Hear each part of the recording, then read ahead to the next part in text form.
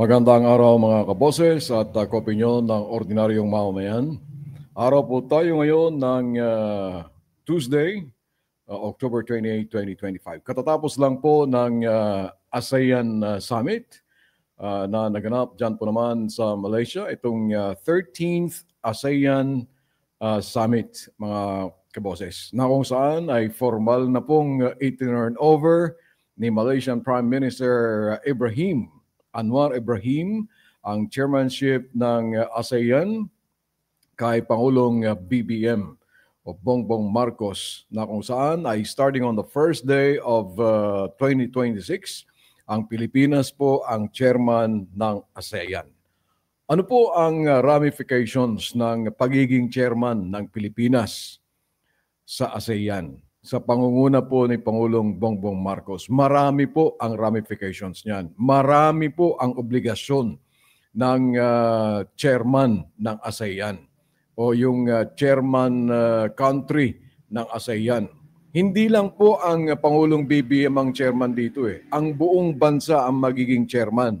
Bakit po mga kaboses? Kasi po, sa 2026, lahat po ng mga foreign ministers summit, defense ministers summit, at kung ano-ano pang mga summit ng ASEAN, gaganapin po lahat dito sa Pilipinas yan. Kung magkakaroon po ng bilateral talks, gagawin po dito sa Pilipinas yan. Kung meron pong Agriculture Minister Summit, gagawin po dito sa Pilipinas yan dahil tayo po ang chairman, ang ating Pangulo ang chairman ng ASEAN for the 2026. Now, ito pong pagiging chairman ng Pilipinas ay napaaga po ng isang taon. Ang katotohanan po dapat ang pagiging chairman ng Pilipinas ng ASEAN ay sa 2027 pa po sana. Pero ang nangyari po kasi dahil sa kaguluhan na nangyayari dyan sa Myanmar, ang chairmanship po kasi ng ASEAN mga kaboses, ayan po ay rotation in alphabetical order. So dapat next year, ang chairman po sana ay Myanmar. Kaso dahil sa kaguluhan na nangyayari, dahil sa junta, military junta, na nangyayari dyan po naman sa Myanmar at ang nangyayaring civil war ay hindi po nila kinaya. Kung kaya't noong 2023, ang chairmanship ay ibinigay sa Pilipinas. Kaya't napaaga po ang pagiging chairman ng Pilipinas, pagiging chairman po ni BBM sa ASEAN sa 2026. Dapat po sa 2027 po.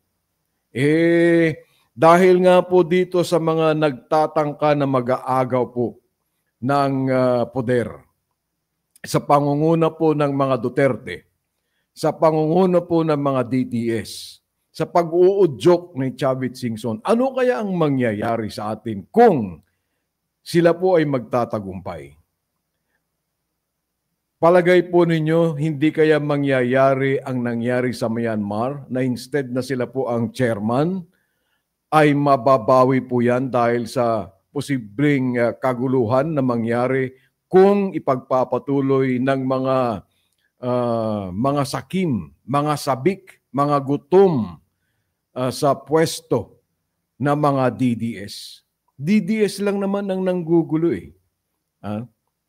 Etong mga stooges ng China ang nanggugulo. So anong mangyayari po sa atin? Ano ang magiging mukha ng Pilipinas sa ASEAN at sa buong mundo kung magtatagumpay ang mga ito? Huwag po nating hayaan na magtagumpay ang maiitim na plano at balak ng mga Dutertards na sinasabi po natin, dahil ito po ay magbibigay sa atin ng kahihiyan hindi lamang sa ASEAN kundi sa buong mundo. Kaya etong mga nanggugulo, kayong mga retiradong general, kayong mga sakim, sabik at gutom sa kapangyarihan, maghunos dili naman kayo. Ang gawin po ninyo ay makipagtulungan kayo sa investigasyon na nangyayari diyan sa mga iskandalo sa flood control upang sa ganoon ay matumbok po natin kung sino ba talaga ang may pakana, ang punot dulo nitong mga nangyayari sa atin na mga iskandalo, mga korupsyon na nangyayari. Hindi po yung magpaplanta kayo ng witness na wala naman palang kredibilidad upang sa ganon ay mailiko lang ang investigasyon. Ano ba ang pinagsisilbahan ninyo? Ang bansang Pilipinas o ang bansang tumutulong sa mga nais manggulo sa ating bansang Pilipinas? Wala pong mangyayari sa atin. Dapat magtulungan po tayo mga kaboses. Hindi po yung ngayon ay nakikita na natin na yung pagbigay ng chairmanship ng ASEAN kay Pangulong BBM, ang daming mga bitter, ang daming mga nakagat ng ampalaya, ang daming mga nagsubo ng ampalaya. Masyado kayong bitter. Masyado kayong inggitera. Masyado kayong inggitero. Ang gawin po ninyo, dapat magbuklod po tayo. Magkaisa po tayo. Hindi po yung, ang nangyayari po kasi ngayon, lalong-lalo na po dyan sa social media, eto yung tangke ng Bisaya, tangke ng Tagalog, eto yung presidente ng Tagalog, presidente ng Bisaya. Hindi po ganun eh. Pare-pareho po tayong mga Pilipino eh. Ako po hindi po Tagalog eh. Ilocano po ako. FBI po ako. Full-blooded Ilocano. Pero, I consider myself as a Filipino. Hindi po dapat nangyayari kasi ganyan eh. Ito ang presidente ng Bisaya, presidente ng Tagalog. Hindi po eh. Ang Pilipinas po hindi lang po Tagalog at Bisaya. Marami pa po tayong mga Ilonggo, mga Hiligaynon, mga Waray-Waray, mga Kapampangan, mga Cordilleran. Pag sinabi mong Cordilleran, napakarami po niyan. So hindi po dapat ganun ang mangyari. Tayo po'y magtulungan upang sa ganun ay mapuksa natin. Isa lang naman po ang layunin natin eh. Ang mawala po ang korupsyon. Nakaupo na po ang Pangulo eh. At ibinoto po natin. Ako'y bumoto rin po kasi kay BBM eh. In fact, bumoto rin po ako kay Sara. Bumoto rin po ako kay Digong noong araw. Pero nagsisisi po ako. Bakit ko ibinoto itong mga Duterte? Bakit? Sila po talaga ang sumisira sa ating bansa eh.